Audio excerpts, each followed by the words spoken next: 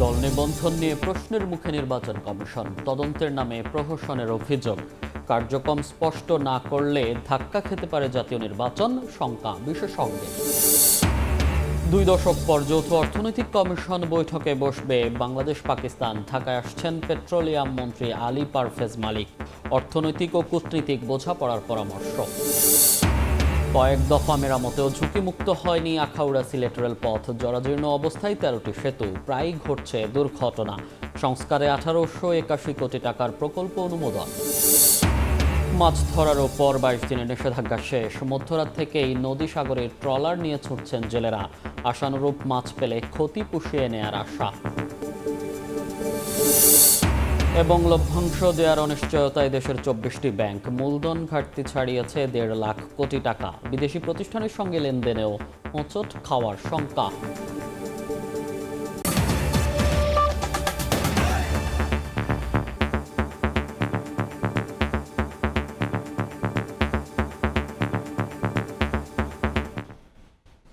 সকালের সময় সঙ্গে আছি আমি মনির হোসেন।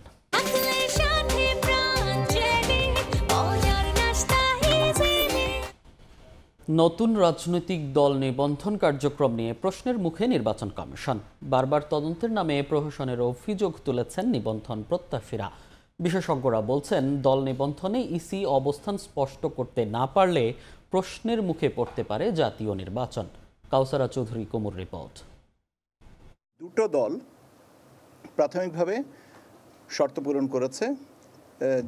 একটা হচ্ছে জাতীয় নাগরিক পার্টি, আর একটা হচ্ছে বাংলাদেশ জাতীয় লীগ। এই পর্যায়ে আমরা পত্রিকায় বিজ্ঞপ্তি দিব। গত 30 সেপ্টেম্বর ইসির এমন সিদ্ধান্তের পরই বাংলাদেশ জাতীয় লীগ নিয়ে তৈরি হয় কৌতূহল। দলটির কেন্দ্রীয় কার্যালয়ের খোঁজ নেওয়া শুরু করে বিভিন্ন গণমাধ্যম। হ্যালো, কেন্দ্রীয় কার্যালয় হচ্ছে কোথায় আপনার? মিরপুরের ঠিকানায় গিয়ে মেলে একটি গোডাউন ঘর। নেই কোনো নাম ফলক বা সাইনবোর্ড। এমনকি দলের গঠনতন্ত্র নিয়েও সদুত্তর নেই দলটির চেয়ারম্যানের। ভাই, আজকে আমি খুব ব্যস্ত থাকবো, এই কারণে আমার ইন্টারভিউটা আজকে নাও হইতে পারে। অবশেষে দলটি নিয়ে গণমাধ্যমে ছড়িয়ে পড়া বিভিন্ন তথ্যের ভিত্তিতে নতুন করে তদন্ত করতে চিঠি দেয় কমিশন। শুধু তাই নয়, পুনঃ তদন্তে রাখা 7 দলের সঙ্গে পর্যালোচনায় রাখা 3 দলকেও এঁটে দেয় ইসি। রাজনৈতিক দলগুলো যেসব জেলা উপজেলার কমিটি জমা দিয়েছে, এর বাইরেও তদন্ত করছে ইসি। শুধু তাই নয়, প্রথম দফা তদন্তে যেসব কাগজপত্র কিংবা দলিল চাওয়া হয়েছে, পুনঃ তদন্তে তারও বেশি তথ্য চাওয়া হচ্ছে, যা রাজনৈতিক দল নিবন্ধন বিধিমালার সঙ্গে সামঞ্জস্যপূর্ণ নয় বলে মনে করছেন নিবন্ধন প্রত্যাশী দলের নেতারা। আগের রিপোর্ট যেটা আছে সেটা তারা কোনো না কোনোভাবে সেটা ম্যানিপুলেট করে তারা সেটাকে বাতিল করবে, এবং এখন তারা যে রিপোর্ট তারা নিয়ে যাবে, এটা আসলে তাদের সাজানো রিপোর্ট। ভাড়া নিছি, ভাড়ার ডিস্কটা আমরা দিছি, আমাদের দখলে অফিস, সেখানে বলতেছে যে এটার যে মালিক, তার মালিকানা দলিল দেখান। এখন মাঠ পর্যায়ে যেটা চলতেছে, আমাদের সব উপজেলার কমিটি চাওয়া হচ্ছে। আমরা জমাই দিয়েছি 103টা, সব উপজেলা প্রত্যেকে পাবে। ওনারা যেন আর চাপ না নেন। ওনারা যদি চাপ নিয়ে কাজ করেন, প্রশ্নবিদ্ধ হবেন। কিন্তু দল নিবন্ধনের মতো কার্যক্রম প্রশ্নবিদ্ধ হলে কমিশন কিভাবে জাতীয় নির্বাচন আয়োজন করবেন তা নিয়ে প্রশ্ন রাজনৈতিক বিশ্লেষকেরও। তদন্ত কমিটির রিপোর্টে প্রবলেম আছে, অথবা তদন্ত কমিটির রিপোর্ট পর্যালোচনা যারা করেছেন তাদের কাছে প্রবলেম আছে। ছোটখাটো বিষয়গুলিতে যদি ঝুঁকি থাকে, তাহলে নির্বাচন কিভাবে তারা করবেন, এটা তো আমরা একটা ভয়ের মধ্যে থেকে একটু হতাশ হয়ে যাই। তবে ইসি সচিব জানান, তথ্যে ঘাটতি থাকায় পুনঃ তদন্তের সিদ্ধান্ত। কিছু কিছু তথ্যের অসম্পূর্ণতা পাওয়া যাচ্ছে। প্রাসঙ্গিকভাবে একটা সঠিক সিদ্ধান্তে আসার জন্য পুনঃ পর্যালোচনাটা সময়ের দাবি। ভুল হয়ে বাতিল করা থেকে একটু সময় নিয়ে আরও পর্যালোচনা করে সঠিক সিদ্ধান্তটাই দেওয়া উচিত। কারো সঙ্গে অন্যায় করা হবে না বলেও জানান ইসি সচিব। দশম, একাদশ এবং দ্বাদশ জাতীয় সংসদ নির্বাচনের আগে 5টি দলকে নিবন্ধন দেয় নির্বাচন কমিশন। এই 5টি দলের মধ্যে বাংলাদেশ সুপ্রিম পার্টির বাইরে আর 4টি দলের অস্তিত্বই খুঁজে পাওয়া যাচ্ছে না। নিবন্ধনের নামে এবারও যাতে রাজনৈতিক দলগুলোর সাথে প্রহসন করা না হয়, এমনটি প্রত্যাশা নিবন্ধন প্রত্যাশী রাজনৈতিক দলগুলোর। কাউসারা চৌধুরী কুমু, সময় সংবাদ, ঢাকা। গ্রহণযোগ্য নির্বাচনেই গণতান্ত্রিক উত্তরণ দেখছেন বিএনপি মহাসচিব মির্জা ফখরুল ইসলাম আলমগীর। ছোটখাটো সমস্যা দূরে রেখে সব দলকে নির্বাচনে অংশ নেয়ার আহ্বান তার।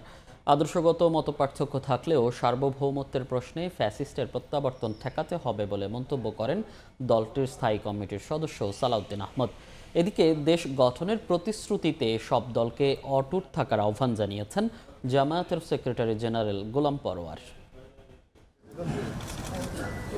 জাতীয় দৈনিক নয়া দিগন্ত পত্রিকার ২১তম প্রতিষ্ঠাবার্ষিকী উপলক্ষে রাজধানীর শিল্পকলা একাডেমি মিলনায়তনে এক মিলন মেলার আয়োজন করে পত্রিকাটি, যেখানে সরকার, রাজনীতিবিদ, সুশীল সমাজ সহ নানা শ্রেণী পেশার মানুষ অংশ নেন প্রতিষ্ঠাবার্ষিকীর অনুষ্ঠানে।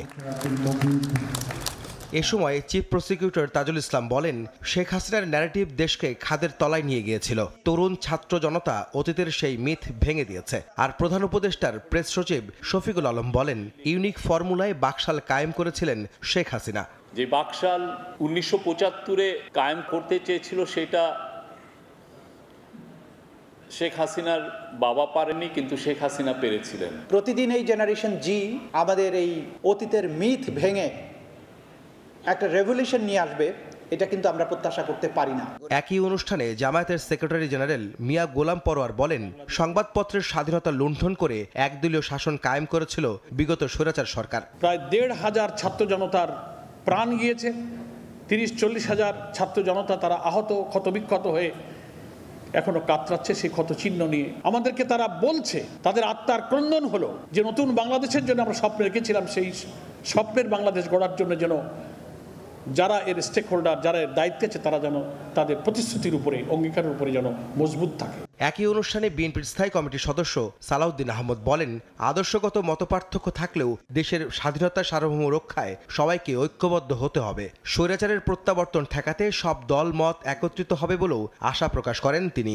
যদি আমাদের অনৈক্যের কারণে, আমাদের বিভেদের কারণে কোনো সময় কোনো ফাঁকে যদি ফেসিবাদের প্রত্যাবর্তনের কোনো আশঙ্কা থাকে, এই জাতি আমাদেরকে ক্ষমা করবে না। এ সময় বিএনপি মহাসচিব মির্জা ফখরুল ইসলাম আলমগীর ছোটখাটো সমস্যা দূরে রেখে সব রাজনৈতিক দলকে নির্বাচনে অংশ নেওয়ার আহ্বান জানান। সকলের কাছে গ্রহণযোগ্য নির্বাচনের মধ্য দিয়েই আমরা কিন্তু একটা গণতান্ত্রিক ব্যবস্থাতে ফিরে যাওয়ার সুযোগ পাব। সেই সুযোগ সৃষ্টির জন্য আমি আহ্বান রাখব সকল রাজনৈতিক দলের কাছে যে আমাদের ছোটখাটো সমস্যা এগুলোকে দূরে রেখে গণতান্ত্রিক ব্যবস্থা থেকে আমরা ফিরে আনার জন্য সবাই এই নির্বাচনে অংশ নেই। আগামী দিনে সংবাদপত্রের স্বাধীনতা অক্ষুণ্ণ রাখতে সব শ্রেণী পেশার মানুষকে এগিয়ে আসার আহ্বান জানান বক্তারা। সুযোগ আমাদের হাতে এসেছে। আহমেদ সালেহীন, সময় সংবাদ, ঢাকা। জুলাই সনদ বাস্তবায়নে গণভোট, নিম্নকক্ষে পিআর পদ্ধতি সহ 5 দফা দাবিতে দেশের সব বিভাগীয় শহরে বিক্ষোভ মিছিল ও সমাবেশ করেছে জামায়াত ইসলামী। দাবি বাস্তবায়নে অন্তর্বর্তী সরকারের দ্রুত হস্তক্ষেপ কামনা করেন নেতাকর্মীরা। বলেন, ফের ফ্যাসিবাদ ঠেকাতে সজাগ রয়েছে তরুণ সমাজ। জুলাই সনদ বাস্তবায়নে গণভোট, নিম্নকক্ষে পিআর পদ্ধতি সহ 5 দফা বাস্তবায়নে রাজপথে সরব জামায়াতে ইসলামী। একের পর এক কর্মসূচি পালন করে নিজেদের শক্তিমত্তা জানান দিচ্ছে দলটি। এরই অংশ হিসেবে শনিবার সব বিভাগীয় শহরে বিক্ষোভ মিছিল ও সমাবেশের আয়োজন করে জামায়াত। দলীয় পতাকা আর ব্যানার ফেস্টুন নিয়ে এতে অংশ নেন মহানগর ও জেলার নেতাকর্মীরা। স্লোগানে মুখর হয়ে ওঠে রাজপথ। জুলাই সনদ বাস্তবায়নে নভেম্বরের মধ্যে গণভোট, নিম্নকক্ষে ও পিআর পদ্ধতিতে জাতীয় নির্বাচন ও ফ্যাসিস্টদের বিচার দ্রুত করা সহ 5 দফা বাস্তবায়নে সরকারের হস্তক্ষেপ কামনা করেন নেতারা। লেভেল প্লেইং ফিল্ড নিশ্চিত না হলে সুষ্ঠু নির্বাচন করা যাবে না। প্রত্যেকটা ঘটনার দোষীদের বিচার করতে হবে। আর কত মিছিল মিটিং করলে, রাস্তায় দাঁড়িয়ে দাবি জানালে আপনাদের বুদ্ধোদয় হবে।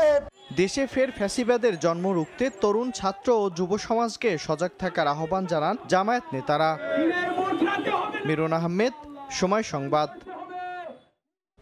2 দশক পর আবারও মুখোমুখি হচ্ছেন বাংলাদেশ পাকিস্তানের অর্থনৈতিক নীতি নির্ধারকরা। দ্বিপাক্ষিক বাণিজ্য সহযোগিতা সম্প্রসারণে বাণিজ্য ঘাটতি, রফতানি পরিবহন ব্যয় এবং ব্যবসায়ীদের বিনিয়োগের নিশ্চয়তার নানা প্রতিবন্ধকতা কাটাতে কতটা ভূমিকা রাখবে ঢাকা ইসলামাবাদ যৌথ অর্থনৈতিক কমিশনের বৈঠক? বিশ্লেষকদের মতে শুধু অর্থনৈতিক নয়, কূটনীতিক বোঝাপড়ারও সমাধান করতে হবে দুই দেশকে। Shatila শারমিনের report. 20 বছর পর সোমবার ঢাকায় বসছে বাংলাদেশ পাকিস্তানের মধ্যে 9ম যৌথ অর্থনৈতিক কমিশন জিইসির বৈঠক। দুই দেশের অর্থনৈতিক সহযোগিতা, বাণিজ্য, বিনিয়োগ, কৃষি, আর্থিক সেবা, ব্যাংকিং সহ বিভিন্ন খাতে পারস্পরিক উন্নয়ন সহযোগিতা থাকবে আলোচনায়। প্রাথমিকভাবে পাকিস্তানের অর্থমন্ত্রী আহাদ খান চিমার নেতৃত্বে প্রতিনিধি দল ঢাকায় আসার কথা থাকলেও শেষ মুহূর্তে পরিবর্তন আসে ইসলামাবাদের সিদ্ধান্তে। এবারের বৈঠকে পাকিস্তান প্রতিনিধি দলের নেতৃত্ব দেবেন দেশটির পেট্রোলিয়াম মন্ত্রী আলী পারভেজ মালিক। বাংলাদেশের পক্ষে নেতৃত্ব দেবেন অর্থ উপদেষ্টা সালেউদ্দিন আহমেদ। এ বৈঠকে একটি সমঝোতা স্মারক সইয়ের সম্ভাবনা রয়েছে। জিইসি বৈঠকের পরদিন মঙ্গলবার পাকিস্তানের বাণিজ্য মন্ত্রী জাম কামাল খানের আমন্ত্রণে ইসলামাবাদ সফরে যাবেন বাণিজ্য উপদেষ্টা শেখ বশির উদ্দিন। 2023 সালের পরিসংখ্যান বলছে পাকিস্তানের সঙ্গে বাংলাদেশের বাণিজ্য ঘাটতি দাঁড়িয়েছে প্রায় $587 মিলিয়ন। বিশেষজ্ঞদের মতে রফতানি পণ্যের ধরন কাছাকাছি হওয়া, পরিবহন ব্যয়, বিনিয়োগের নিরাপত্তা এবং ব্যবসায়ীদের আস্থাকে বিবেচনায় রেখেই নতুন করে বাণিজ্য সম্ভাবনা খুঁজতে হবে দুই দেশকে। পাকিস্তান যেগুলো আমদানি করে সেগুলোর উৎপাদন সক্ষমতা, সরবরাহ সক্ষমতা আমরা বৃদ্ধি করতে পারি কিনা, পাকিস্তানের মার্কেটে সে ঢুকতে পারছে কিনা, সেখানে সুবিধা দিতে পারছে কিনা, কারণ সে তো ওই অবস্থায় চলে এসেছে। সেই জায়গায় যদি একটা উইন উইন সিচুয়েশন হয়, যেই অর্থনৈতিক কাঠামোর কথা চিন্তা করা হচ্ছে সেটা হয়তো বড় হতেও পারে। একটা মিউচুয়াল রিকগনিশন এগ্রিমেন্ট যদি আমি করি তাহলে এগ্রিকালচারাল প্রোডাক্ট আমদানি রপ্তানির ক্ষেত্রে অনেক বাধা দূর হয়ে যায়। কূটনৈতিক ও বাণিজ্যিক সম্পর্ক সম্প্রসারণে পাকিস্তানের সঙ্গে ঐতিহাসিক অমীমাংসিত ইস্যুগুলোর বোঝাপড়া জরুরি বলে মনে করেন অর্থনীতিবিদ ও আন্তর্জাতিক সম্পর্ক বিশ্লেষকরা। এই 54 বছরে বাংলাদেশ কিন্তু বড় ধরনের সম্পর্ক করেছে তার আশেপাশে দেশের সাথে। পাকিস্তানের সাথে দেনা পাওনার কিছু বিষয় ইত্যাদি রয়ে গেছে, এগুলাকেও নিরসন না করে আমরা সামনের দিকে সাস্টেনেবলি অগ্রসর হওয়াটাও কিছুটা হয়তো সেখানে প্রশ্ন থেকে যেতে পারে। রাজনৈতিক সদিচ্ছাটা আছে ঠিকই, কিন্তু ওটা হলেই যে একেবারে অর্থনৈতিক কাঠামো বড় হবে সেই নিশ্চয়তা দেওয়া সম্ভব না। বিশ্লেষকরা বলছেন দুই দেশের মধ্যে অর্থনৈতিক সহযোগিতা যেমন নতুন করে আলোচনার টেবিলে, তেমনি আঞ্চলিক ভারসাম্য এবং কূটনৈতিক বোঝাপড়ার প্রশ্ন গুরুত্বপূর্ণ হয়ে উঠেছে ঢাকা ইসলামাবাদ সংলাপ। শাতিলা শারমিন, সময় সংবাদ, ঢাকা। বাংলাদেশ রেলওয়ের ঝুঁকিপূর্ণ সেকশনে নাম আখাউড়া সিলেট সেকশন। আখাউড়া থেকে সিলেট অংশে বেশ কয়েক দফা মেরামত কাজ করা হলেও রেলপথটি ঝুঁকিমুক্ত হয়নি। এক লাইনের এ সেকশনে প্রায়ই ঘটছে দুর্ঘটনা। রেলওয়ে বিভাগ বলছে রেললাইন সংস্কারে 1881 কোটি টাকার প্রকল্প অনুমোদন করা হয়েছে। নওশাদ আহমদ চৌধুরীর ছবিতে ইকরামুল কবিরের রিপোর্ট।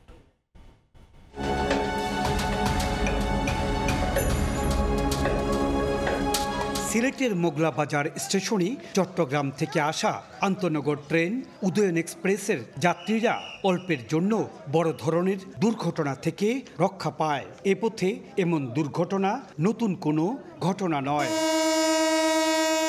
আখাউড়া সিলেট রেলপথ অংশটি আখাউড়া, কুলাউড়া, শাহবাজপুর ভারতের মহিষাদন রেলপথের অংশ হিসাবে 1896 সালে নির্মাণ হয়।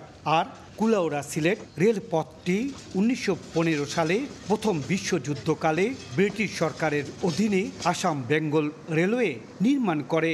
সড়ক পথে ঝামেলার কারণে রেলপথ চালুর পর থেকে ভ্রমণের জন্য ট্রেনকে বেছে নেন যাত্রীরা। 7 বছরে 13টি ট্রেন দুর্ঘটনায় প্রশ্নের মুখে এ রেলপথ। বাসে যে রাস্তায় রাস্তায় জাম্প হয়, ট্রেনে জামটা হয় না। বাসে যদি যাই তাহলে সেক্ষেত্রে ব্রাহ্মণবাড়িয়া বা বিশ্ব রোডের ওই জায়গাতে বেশি জ্যাম পড়ে থাকে। ছোটবেলা থেকে ট্রেন বেটার মনে করি আর কি। ট্রেনের জার্নি অনেক নিরাপদ, অনেক আরাম। চলতি মাসের প্রথম সপ্তাহে এই জায়গায় উদয়ন এক্সপ্রেস লাইনচ্যুত হলে শত শত যাত্রী বড় ধরনের দুর্ঘটনার হাত থেকে রক্ষা পায়। সিলেট আখাউড়া রেলপথের দৈর্ঘ্য 177 কিলোমিটার। জরাজীর্ণ হয়ে পড়া এ সেকশনে রয়েছে 13টি ঝুঁকিপূর্ণ সেতু। রেলওয়ের ভাষায় যা ডেড স্পট। এছাড়া ট্রেন লাইনও রয়েছে ত্রুটি। একটি লাইন থাকায় দুর্ঘটনায় রেলপথ বন্ধ হয়ে যায়। 2 লাইন নির্মাণে এলাকাবাসী দীর্ঘদিন ধরে দাবি করলেও আপাতত শুধু লাইন সংস্কারের উদ্যোগ নেওয়া হয়েছে বলে জানান সংশ্লিষ্টরা। তবে সংস্কার হচ্ছে না কোনো সেতু। 4টি বগি রেল লাইন থেকে ছিটকে পড়ে। এটা থেকে অন্তত শিক্ষা নিয়ে আমি মনে করি দ্রুত গতিতে সংস্কার প্রয়োজন। আমরা তো এখন এই যে টেন্ডার প্রসেসে যাওয়ার জন্য আমরা ডকুমেন্টেশন করছি আর কি, যে জায়গাগুলো বেশি খারাপ এগুলো আমরা টোটাল পুনর্বাসন করব, রেল স্লিপার থেকে ধরে আনুষঙ্গিক এগুলো আমরা রিনিউয়াল করব।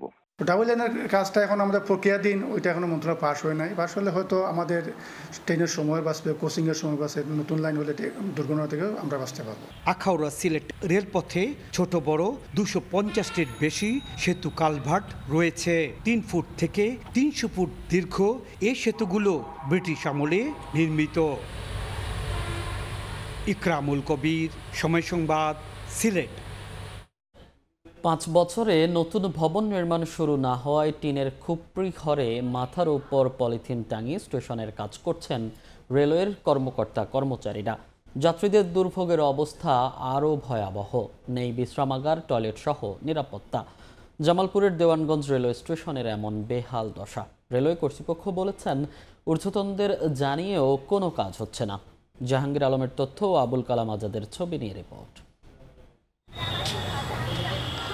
গাইবান্ধা, কুড়িগ্রাম, রংপুর সহ 8 জেলার মানুষের রাজধানী সহ দেশের বিভিন্ন স্থানে রেলপথ যোগাযোগে জামালপুরের দেওয়ানগঞ্জ রেলওয়ে স্টেশনটি 1911 সালে প্রতিষ্ঠিত হয়। স্টেশনটিতে 4টি আন্তনগর ও 2টি কমিউটার এবং 3টি লোকাল ও মেইল ট্রেন চলাচল করে। তবে গত 1 বছর ধরে ইঞ্জিন সংকটের কারণে 3টি লোকাল ও মেইল ট্রেন বন্ধ রয়েছে। পুরাতন স্টেশন ভবন হওয়ায় 2021 সালে তা ভেঙে ফেলা হয়। বর্তমানে স্টেশনে কার্যক্রম পরিচালনা করা হয় একটি টিনের খুপড়ি ঘরে। ঝড় বৃষ্টিতে ভিজে আর তাপদাহে দায়িত্ব পালন করেন কর্মচারীরা। বিশ্রামাগার, টয়লেট সহ নিরাপত্তা ব্যবস্থা না থাকায় ভোগান্তিতে যাত্রীরাও। কিছু কাজ করে আর কিছু মেরে ধরে খায় শেষ করে দেয়। এইভাবে দীর্ঘদিন যাবৎ আমরা ভোগান্তি ভুগতেই আছি। ওয়েটিং রুমটাও নাই, তারপর ওয়াশরুমগুলোও ঠিক নাই। বিভিন্ন মাদকের আঁকড়া অনেক সময় দেখা যায়, কিন্তু প্রতিকারের কোনো ব্যবস্থা আমরা এখানে আদৌ দেখি নাই। ভবন হচ্ছে এভাবে সময় যাচ্ছে।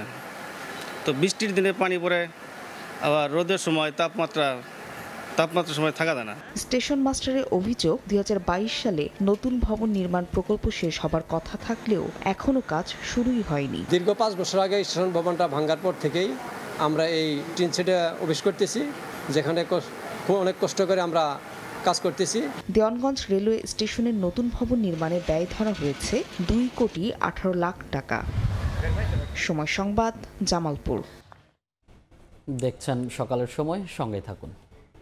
দেখছেন সকালের সময়।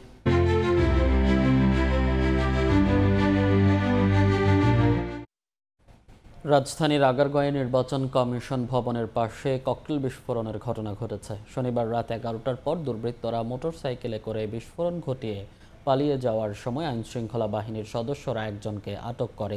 বর্তমানে সেই পুলিশের হেফাজতে আছে।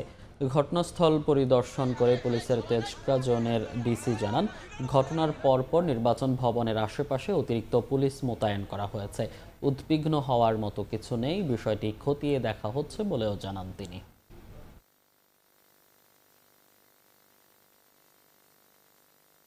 সবাই মিলে তাদেরকে ধাওয়া দিয়ে একজনকে আটক করতে সক্ষম হয়েছে। তো তাকে জিজ্ঞাসাবাদে আমরা আরও কিছু নাম পেয়েছি, যাদেরকে ধরার এই অভিযান চলমান। আমাদের এই অভিযান অব্যাহত থাকবে। আর আমরা আশা করি যে এটি একটি বিচ্ছিন্ন ঘটনা। এই ঘটনাতে আতঙ্কিত হওয়ার কিছু নেই। আমরা এটি খুব কঠোরভাবে দেখছি। 22 দিনের নিষেধাজ্ঞার পর জাল ও ট্রলার নিয়ে নদী ও সাগরে জেলেরা ফিরেছে কর্মচাঞ্চল্যতা।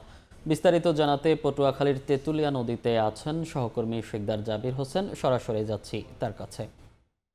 জাবির, নিষেধাজ্ঞা শেষ হয়েছে গত মধ্যরাতে। এরপর থেকেই নদী সমুদ্রে মাছ শিকারে নেমেছেন জেলেরা। যার যার মতো করে ছুটে পড়েছেন, কেউ নদীতে, কেউ সমুদ্রে। মাছ শিকারে তারা নেমেছেন। দীর্ঘ প্রতীক্ষার পর তারা মাছ শিকারে গিয়ে আসলে তারা এক প্রকার বলা চলে কার আগে কে সমুদ্রে নামবেন, নদীতে নামবেন, সেই প্রতিযোগিতায় মেতেছিল। গত রাত থেকেই কিন্তু জেলেরা নদী সমুদ্রে নেমেছেন এবং তারা বলছেন যে দীর্ঘ সময় তারা বেকার কাটানোর পরে এবার যদি জেলেদের জালে কাঙ্ক্ষিত পরিমাণ রূপালী ইলিশ ধরা পড়ে, সেক্ষেত্রে তারা পেছনের ক্ষতি পুষিয়ে উঠতে পারবেন। তবে জেলেরা যে আশঙ্কাটি করছেন, হতাশা প্রকাশ করেছেন, সেটি হলো নিষেধাজ্ঞার যে সময়, এই সময়কালে তারা বেকার ছিলেন, কিন্তু এখন আবার নতুন করে একেবারে জেলেদের কাছে মরার উপর খাড়া ঘা হয়ে দাঁড়িয়েছে বৈরী আবহাওয়া।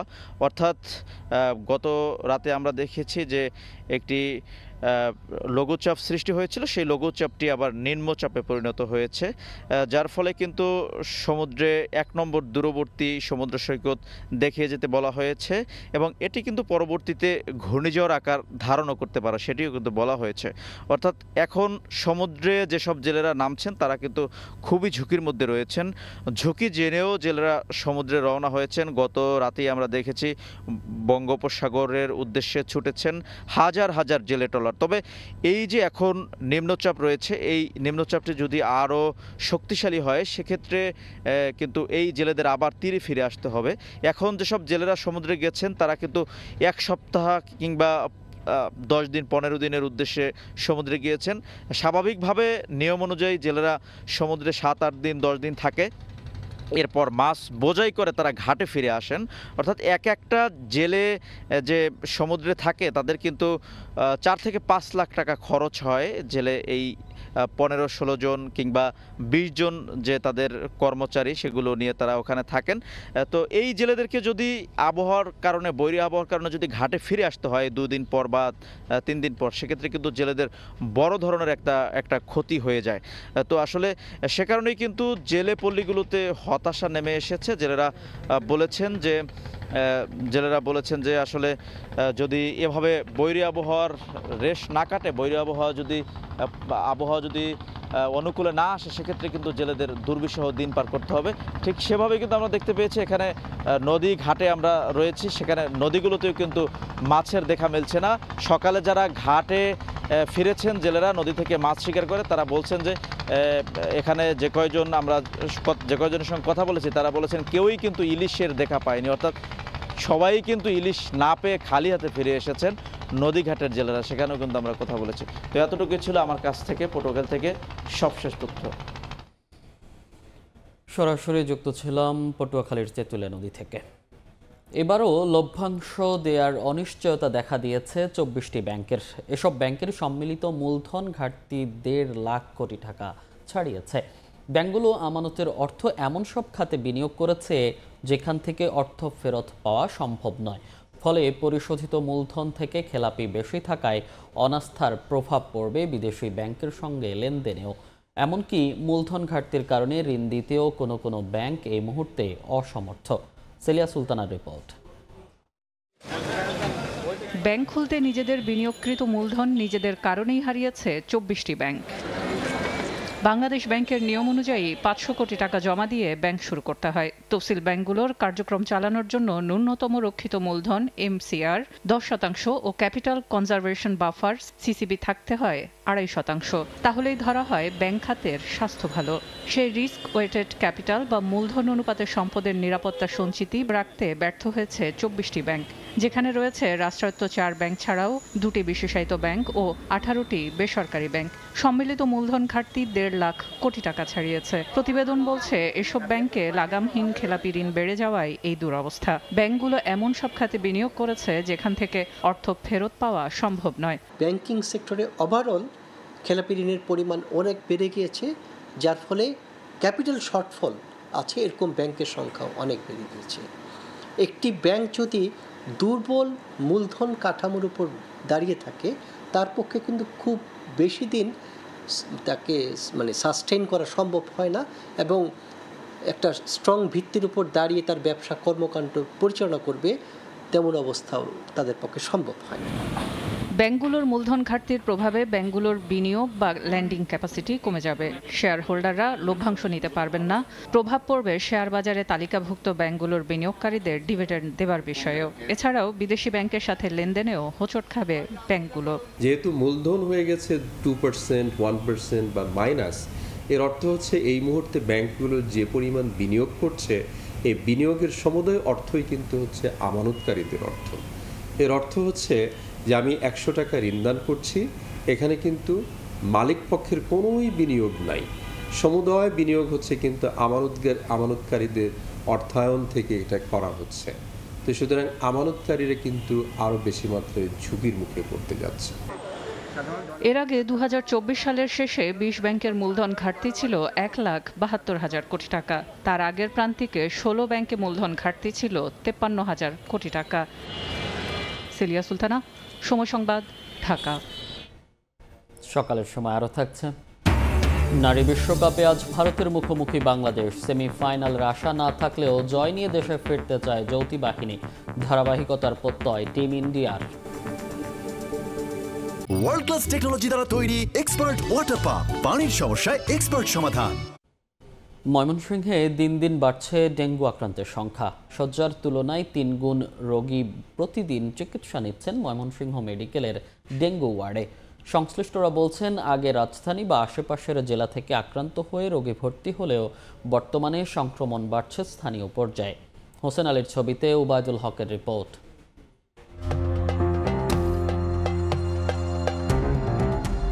রোগীতে ঠাসা ময়মনসিংহ মেডিকেল কলেজ হাসপাতালের ডেঙ্গু ওয়ার্ড। 24 শয্যার বিপরীতে ভর্তি প্রায় 3 গুণ রোগী।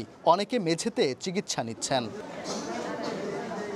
পরিসংখ্যান বলছে, চলতি বছরের জানুয়ারি থেকে আগস্ট পর্যন্ত ডেঙ্গু আক্রান্ত হয়ে ময়মনসিংহ মেডিকেলে চিকিৎসা নিয়েছে 326 জন রোগী। আর গেল 2 মাসে এর মাত্রা ছাড়িয়ে চিকিৎসা নিয়েছে আরও 937 জন, যার মধ্যে চলতি অক্টোবর মাসেই 364 জন। আর চলতি বছর ডেঙ্গু আক্রান্ত হয়ে প্রাণ হারানো 10 জনের মধ্যে অক্টোবরে মৃত্যু হয়েছে 4 জনের। ডেঙ্গু কিন্তু দিনের পর দিন বাড়তেছে।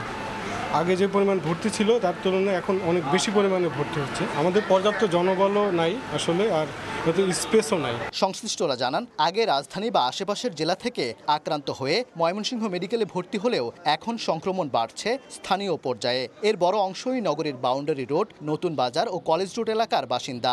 সংক্রমণ ছড়িয়ে পড়ায় চলতি মাসেই নগরীর শতাধিক রোগী ভর্তি হয়েছে হাসপাতালে। ময়মনসিংহে ডেঙ্গু নিয়ে আমরা কখনো আতঙ্কই ছিলাম না, এইবার যেভাবে আতঙ্ক ছড়াচ্ছে। আমার এক রোগীর আক্রান্ত হয়েছে, পরে আমি আইসি, আবার পরে আমারও সাথে সাথে আক্রান্ত হয়েছে। নতুন বাজার এরিয়া, তারপরে boundary road, college road, Nahar road, এই রিজনের রোগীগুলো আমরা একটু বেশি পাচ্ছি।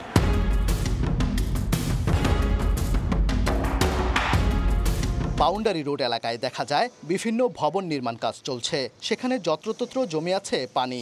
আশেপাশের ড্রেনেজ ব্যবস্থাও অচল। জমে থাকা পানিতে মশার আখড়া। নগরীর বিভিন্ন ড্রেনের চিত্র এমনই। সন্ধ্যার পরে কিন্তু মশার এফেক্টটা বেশি হয় এবং সেই ক্ষেত্রে আমাদের বাচ্চারা খুবই ঝুঁকির মধ্যে রয়েছে।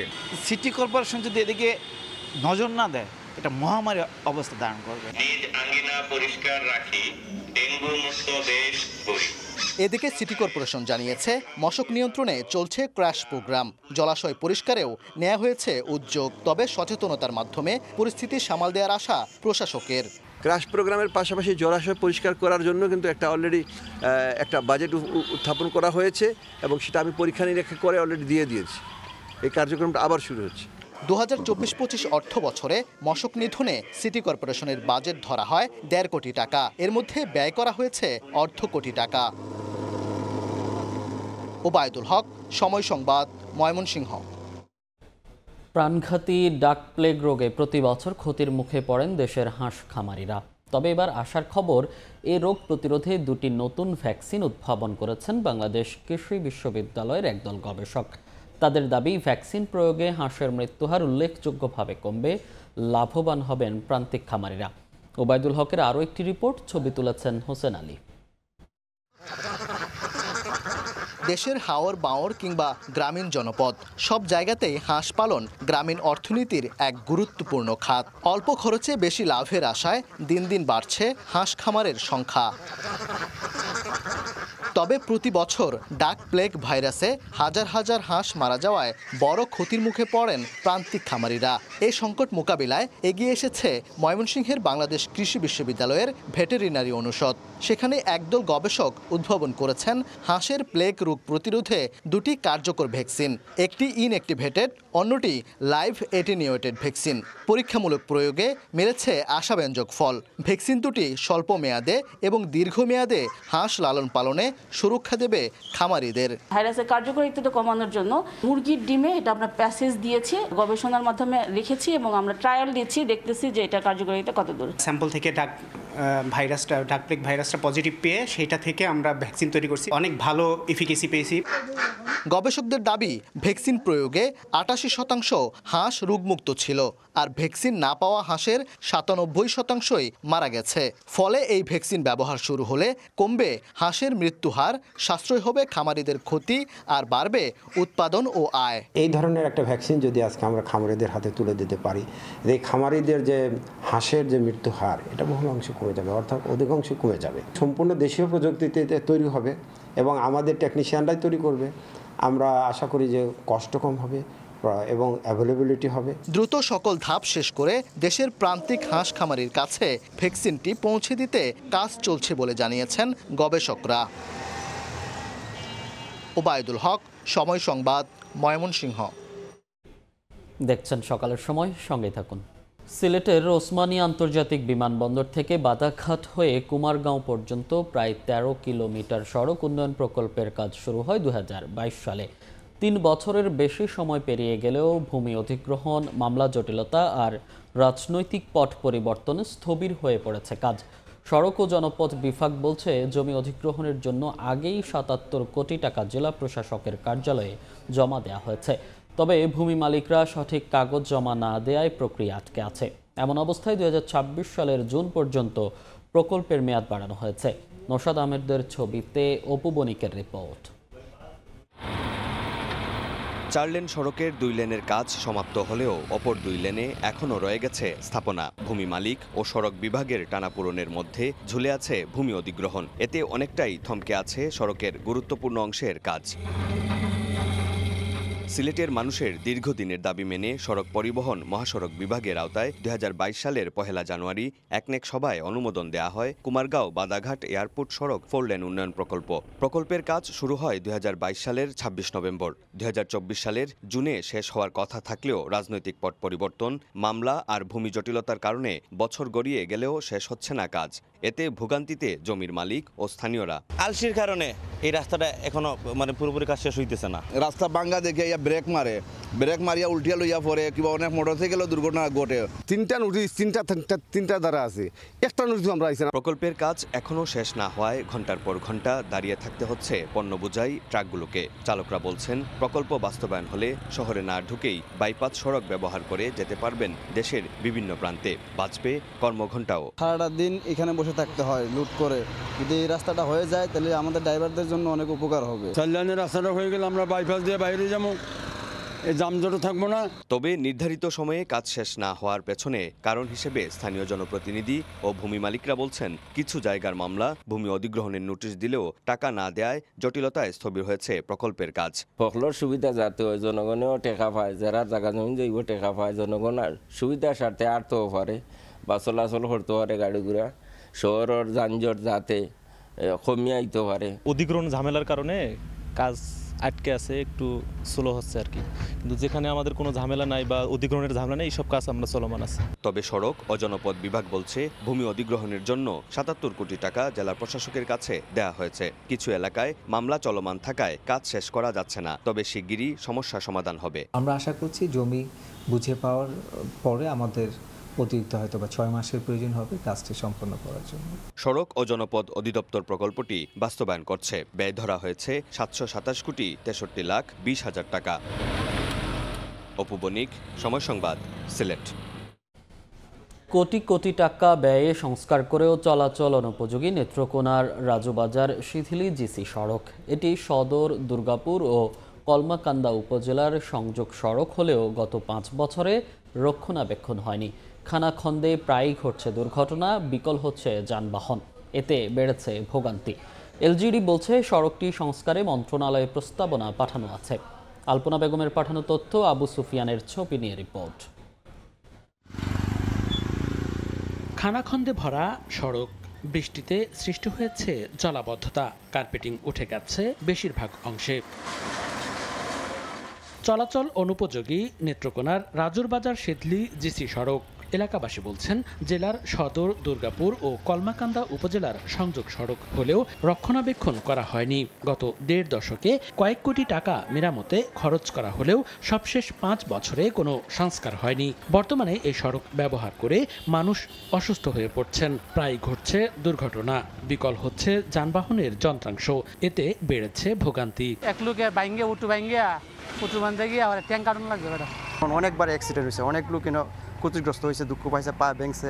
গাড়ি ঘোড়াতে চলায় অনেক ধরনের গাড়ি ভাঙ্গে যায়, হয়ে যায় ভাঙ্গের লাগে মানে সাজও গাই প্রচুর। একটা ট্রাক গেলে দেখা যাচ্ছে কোনো গাড়ি যাওয়া যায় না, একটা অটো গেলে হয়তো সাইড দিয়ে পড়ে যাইতেছে, এরকম অবস্থা দেখা যায়। অতি সত্বর এই রাস্তাটা মেরামত করা হোক এবং এই দেশের মানুষের কষ্টটা দূর হোক। এলজিইডি বলছে, সড়কটি সংস্কারে মন্ত্রণালয়ে প্রস্তাবনা পাঠানো আছে, অনুমোদন হলেই কাজ শুরু হবে। 2টা প্রজেক্টে একটা আরসিআইপিতে দেওয়া আছে, এটা আরসিআইপি এখনো আসলে প্রজেক্টটা পাস হয় নাই, সেই কারণে পরবর্তীতে আবার আমফান একটা প্রকল্প আছে, সেই প্রকল্পে দেয়া আছে। আমরা রেগুলার খোঁজ নিতেছি, আশা করতেছি দেখি হয়তো একটা খুব দ্রুতই একটা সিদ্ধান্ত আসবে। এলজিইডির তথ্য মতে 13 কিলোমিটার দীর্ঘ রাজরবাজার সিদলি সড়ক চলাচল অনুপযোগী হলেও গত 1.5 দশকে কয়েক ধাপে 9 কোটি 57 লাখ টাকার সংস্কার কাজ হয়েছে। সময় সংবাদ, নেত্রকোনা। জামালপুরের ইসলামপুরে যমুনার তীরে ব্যাপক ভাঙন দেখা দিয়েছে। মাথা গোঁজার ঠাঁই হারিয়ে দিশেহারা চরাঞ্চলের বাসিন্দারা। রয়েছে সরকারি সহায়তা না পাওয়ার অভিযোগও। ভাঙন প্রতিরোধে স্থায়ী ব্যবস্থার দাবি ক্ষতিগ্রস্তদের। জাহাঙ্গীর আলমের তথ্য, আবুল কালাম আজাদের ছবি নিয়ে রিপোর্ট। আমার বাড়ি নদী ভেঙে নিয়ে গেছে, এখন আমি বউ পোলাগান নিয়ে আমি অন্য বাড়িতে উঠায় আছি, থাকার জায়গা নাই। একসময় যেখানে ছিল মানুষের বসবাস, মাঠে ছিল ফসল, এখন সেখানে শুধুই নদীর উত্তাল ঢেউ। জামালপুরের ইসলামপুরে এভাবেই ভাঙছে যমুনার পূর্ব তীর। কর্মহীন হয়ে পড়েছেন শত শত মানুষ।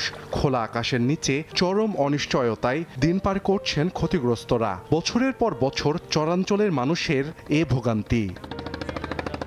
গত জুলাই আগস্টে উজান থেকে নেমে আসা পাহাড়ি ঢলে বৃদ্ধি পায় যমুনা সহ উত্তরের নদ নদীর পানি। সেপ্টেম্বরের শেষ সপ্তাহ থেকে নদীতে কমতে শুরু করে পানি, তবে শুরু হয় তীব্র ভাঙন। গত এক সপ্তাহে বেলগাছা ইউনিয়নের প্রায় 2 কিলোমিটার এলাকার 4 গ্রামের 2 শতাধিক বসত ভিটা চলে যায় নদীগর্ভে। বিলীন হয় শত শত বিঘা ফসলি জমি ও গাছ। ভাঙন অব্যাহত থাকায় চরমুন্নিয়ার কয়েকটি এলাকা ইউনিয়নের মানচিত্র থেকে মুছে যাওয়ার পথে। অব্যাহত ভাঙন থেকে রক্ষা পেতে বসতভিটা সরিয়ে নিচ্ছেন স্থানীয়রা। ভাঙন কবলিতদের রয়েছে সরকারি সহায়তা না পাওয়ার অভিযোগও। ভাঙন প্রতিরোধে স্থায়ী ব্যবস্থা নেওয়ার দাবিতে সম্প্রতি মানববন্ধনও করেছেন ভুক্তভোগীরা। হাতে যে একটা কর্ম করে খামো, ধানগুলো হয়েছিল সেগুলো সব নদীর মধ্যে গেছে। সরকারের থেকে কোনো অনুদান দেয় না। কোন সময় যে চলে যাবো গা, গ্রামের মানুষ দৌড়ে দৌড়ে এসেও ধরতে পারবো না। ভিটা বাড়ি সব নদী নিয়ে গেছে গা, অস্থায়ী অবস্থা হয়ে গেছে। প্রতিষ্ঠানগুলো যদি নদীর গর্ভে চলে যায় তাহলে এই প্রত্যন্ত অঞ্চলের বাচ্চা ছেলে মেয়েরা তারা অশিক্ষিত হয়ে পড়বে। অনেক জায়গায় গিয়েছি, উপজেলা, তারপর আমরা পানি উন্নয়ন বোর্ডে গিয়েছি, ওনারা কোনো আমাদের ডাকে সাড়া দেয়নি। পানি উন্নয়ন বোর্ড বলছে ভাঙন প্রতিরোধে স্থায়ী ব্যবস্থা নিতে করা হবে সমীক্ষা। খুব দ্রুতই এই সমীক্ষা প্রকল্পের প্রস্তাবনাটি প্রেরণ করব। পাশাপাশি এগুলার সমীক্ষাটা হয়ে গেলে সমীক্ষা প্রকল্পের মধ্যে যেভাবে এগুলো স্টেবিলাইজেশনের জন্য রেকমেন্ড করা হবে সেভাবেই পরবর্তীতে প্রকল্প গ্রহণ বা ব্যবস্থা গ্রহণ করা হবে। ইসলামপুর উপজেলায় গত 1 বছরে নদীগর্ভে বিলীন হয় 1000-এর বেশি বসতঘর, সড়ক, মসজিদ, মাদ্রাসা সহ ফসলি জমি, আর বাস্তুচ্যুত হন প্রায় 20,000 মানুষ। সময় সংবাদ, জামালপুর।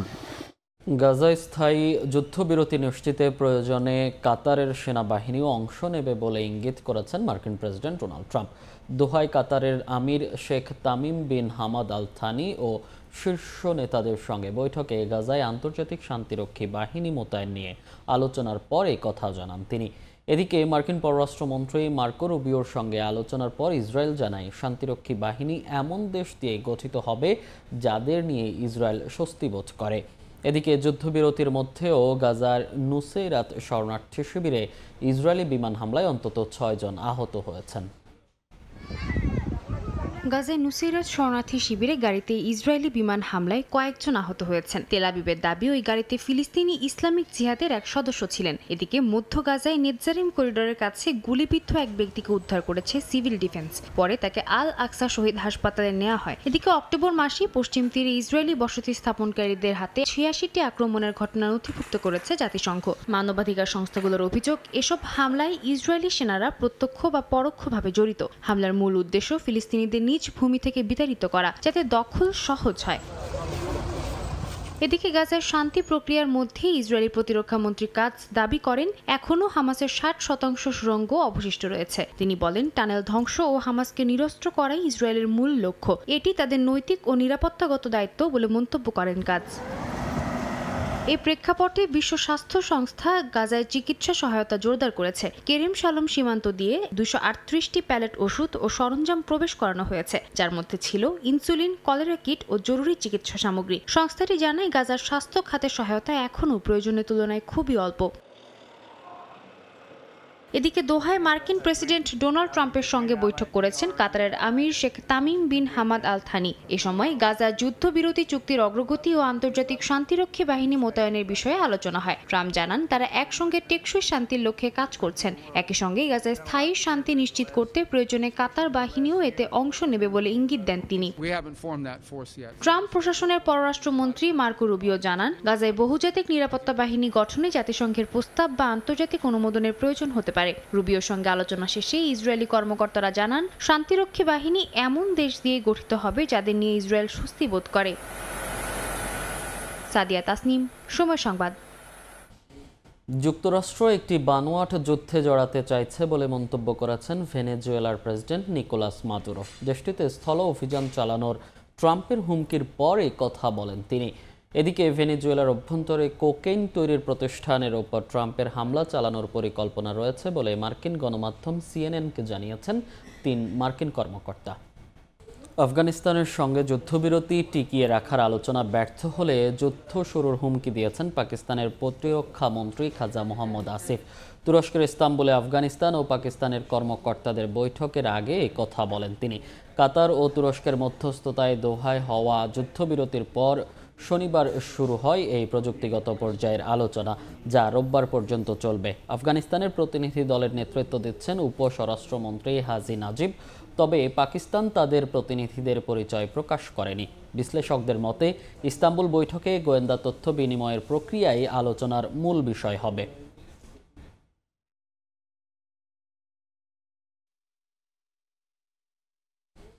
মালয়েশিয়ার রাজধানী কুয়ালালামপুরে শুরু হয়েছে 47তম আসিয়ান সম্মেলন। এবারের সম্মেলনের মূল আলোচ্য বিষয় বাণিজ্যে বহুপাক্ষিকতা, নতুন অর্থনৈতিক অংশীদারিত্ব এবং শূন্য কার্বন নিঃসরণ লক্ষ্য নিয়ে যৌথ কৌশল নির্ধারণ। রোববার স্থানীয় সময় সকালে মালয়েশিয়ায় পৌঁছান মার্কিন প্রেসিডেন্ট ডোনাল্ড ট্রাম্প। দুপুরে মালয়েশিয়ার প্রধানমন্ত্রী আনোয়ার ইব্রাহিমের সঙ্গে তার বৈঠক নির্ধারিত রয়েছে। এরপর থাইল্যান্ড ও কম্বোডিয়ার মধ্যে যুদ্ধবিরতি চুক্তি স্বাক্ষর অনুষ্ঠানে অংশ নেবেন তিনি। সন্ধ্যায় ট্রাম্পের নেতৃত্বে হবে আসিয়ান নেতাদের সঙ্গে পূর্ণাঙ্গ বৈঠক ও নৈশভোজ। এদিন পূর্ব তিমুরকে ব্লকের 11তম সদস্য হিসেবে আনুষ্ঠানিকভাবে অন্তর্ভুক্ত করা হয়েছে।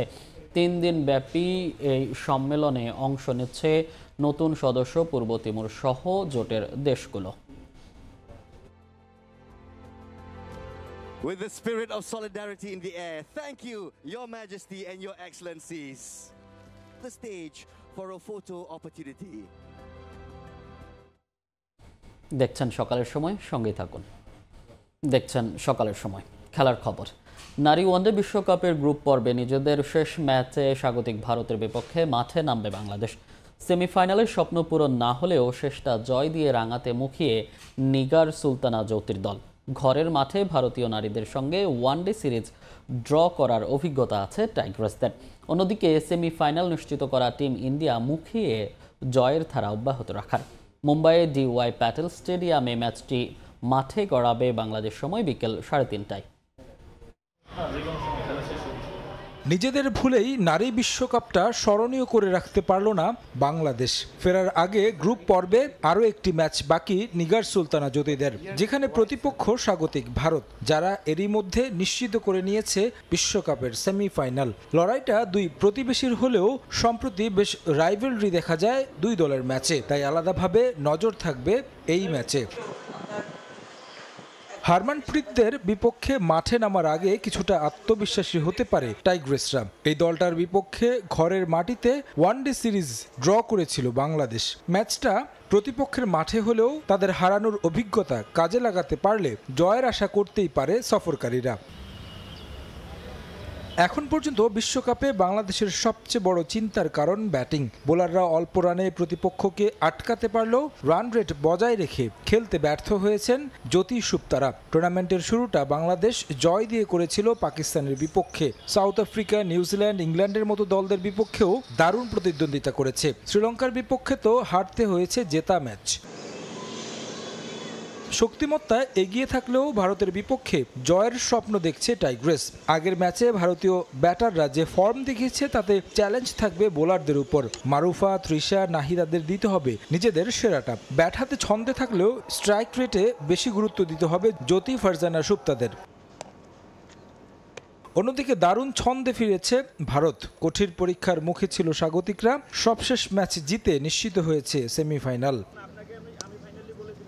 আগের ম্যাচে সেঞ্চুরির দেখা পেয়েছেন স্মৃতি মান্ধানা, রান পেয়েছেন প্রতিকা রাওয়াল, গোটা আসর জুড়ে পারফর্ম করছেন জামাইমা রদ্রিগেজ, দেউলরা। বল হাতে ছন্দে আছেন দীপ্তি শর্মা, ক্রান্তি, রেণুকা। তাছাড়া ঘরের মাঠের চেনা কন্ডিশনে এগিয়ে থাকবে ভারতই। তবে লড়াইটা দুই প্রতিদ্বন্দ্বীর বলেই বাড়তি উন্মাদনা থাকবে ম্যাচে, সেটা বলাই যায়। তারেক হাসান শিমুল, সময় সংবাদ।